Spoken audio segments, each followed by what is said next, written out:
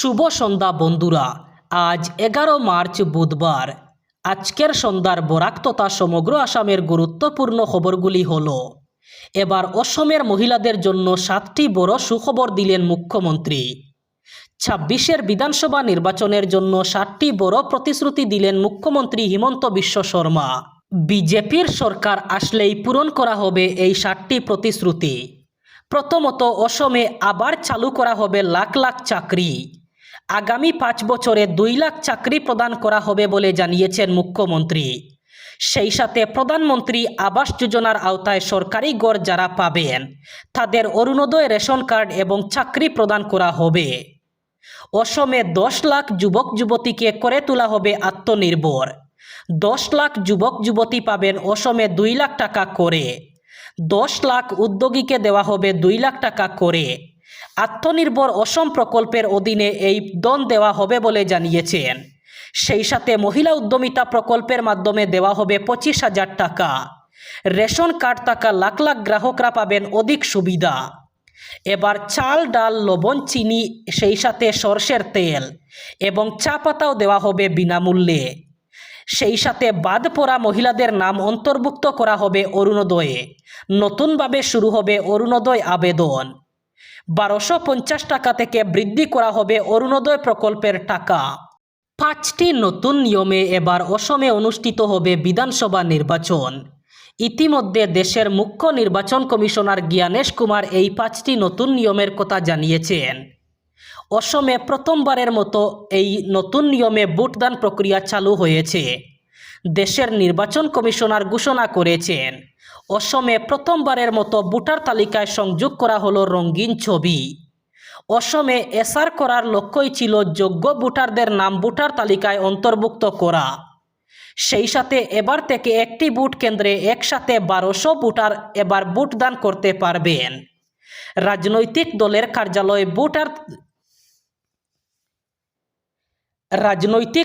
কার্যালয় ভোটদান কেন্দ্র থেকে 600 মিটার দূরত্বে থাকতে হবে।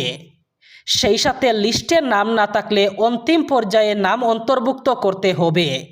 নাম অন্তর্ভুক্তি এবং কর্তনের জন্য হস্তক্ষেপ করতে পারবে না কোনো রাজনৈতিক দল। সেই সাথে অসমে এবার 5,75,000 নতুন ভোটার সংযোগ হয়েছেন বলে জানিয়েছেন নির্বাচন কমিশন। অসমে শিক্ষক বদলি প্রক্রিয়াকে আরও সহজ ও নমনীয় করতে গুরুত্বপূর্ণ সিদ্ধান্ত নিল রাজ্য সরকার। এতদিন নতুন নিয়োগপ্রাপ্ত শিক্ষকদের বদলির জন্য আবেদন করতে 2 বছর অপেক্ষা করতে হতো, তবে সেই নিষেধাজ্ঞা প্রত্যাহার করা হয়েছে। ফলে এখন থেকে নতুনভাবে নিয়োগপ্রাপ্ত শিক্ষকরাও যে কোনো সময় পারস্পরিক বদলির জন্য আবেদন করতে পারবেন। স্কুল শিক্ষা বিভাগের কমিশনার সচিব নারায়ণ কুঁওর স্বাক্ষরিত এক নতুন নির্দেশিকায় এই সিদ্ধান্ত জানানো হয়েছে। নির্দেশিকায় আরও বলা হয়েছে, কোনো শিক্ষক একবার বদলি হওয়ার পর পুনরায় আবেদন করতে 2 বছর অপেক্ষা করার যে নিয়ম ছিল তা তুলে নেওয়া হয়েছে। বিজ্ঞপ্তি অনুযায়ী পারস্পরিক বদলি কেবল একই পদমর্যাদার শিক্ষকদের মধ্যে এবং নির্ধারিত অনলাইন পদ্ধতির মাধ্যমেই সম্পন্ন হবে। এতে ছাত্র শিক্ষক অনুপাতের উপর কোনো নেতিবাচক প্রভাব পড়বে না বলেও জানানো হয়েছে। একই পদমর্যাদার শিক্ষকদের মধ্যে বদলির সুযোগ থাকায় শিক্ষার্থীদের পাঠদানে কোনো ব্যাঘাত ঘটবে না বলে সরকার মনে করছে। আসন্ন নির্বাচনের জন্য all India United Democratic front অথবা AIUDF তাদের প্রথম প্রার্থী তালিকা ঘোষণা করেছে। প্রথম দফার এই তালিকায় মোট 9 জন প্রার্থীর নাম প্রকাশ করা হয়েছে, যাদের মধ্যে রয়েছেন 3 জন বর্তমান বিধায়ক এবং কংগ্রেসের এক প্রাক্তন বিধায়ক। দলের সভাপতি মৌলানা বদরুদ্দিন আজমল এই তালিকা প্রকাশ করেন। তালিকায় 2 জন মহিলা প্রার্থী এবং অল আসাম সংখ্যালঘু ছাত্র ইউনিয়ন অর্থাৎ আমসু এর এক প্রাক্তন সভাপতির নামও অন্তর্ভুক্ত রয়েছে। বর্তমান বিধায়কদের মধ্যে মিজানুর রহমানকে আবারও গৌরীপুর কেন্দ্র থেকে মনোনয়ন দেওয়া হয়েছে। দিঙ্গের বর্তমান বিধায়ক আমিনুল ইসলামের এবার রূপহীহাট কেন্দ্র থেকে লড়ার জন্য মনোনীত করা হয়েছে। অন্যদিকে রফিকুল ইসলামকে মান্দিয়া কেন্দ্র থেকে প্রার্থী করা হয়েছে, কারণ তিনি যে জানিয়া কেন্দ্রের প্রতিনিধিত্ব করতেন তা 2023 সালের সীমা পুনর্নির্ধারণের পর আর বিদ্যমান নেই। আগামী 14 মার্চ প্রধানমন্ত্রী বরাক উপত্যকার জন্য বিশেষ উপহার নিয়ে আসছেন। ওই দিন শিলচরের উপকণ্ঠে চন্দ্রপুর তৃতীয় খণ্ড এলাকায় প্রধানমন্ত্রীর সভাস্থল সাজিয়ে তুলেন, কাজ চলছে জোর কদমে। এর জন্য মন্ত্রী বিধায়ক থেকে শুরু করে শাসক দল এবং পুলিশ ও প্রশাসনের তাবর কর্মকর্তারা এখন ভীষণ ব্যস্ত। প্রস্তুতির কাজ খতিয়ে দেখেন বরাক উপত্যকা উন্নয়ন বিভাগের মন্ত্রী কৌশিক রায়। সেখানেই এই সাংবাদিক সম্মেলনে বক্তব্য রাখতে গিয়ে মন্ত্রী বলেন, প্রধানমন্ত্রীর এই সভার মাধ্যমে বরাকের উন্নয়নের ক্ষেত্রে সূচনা হতে চলেছে নবদিগন্তের।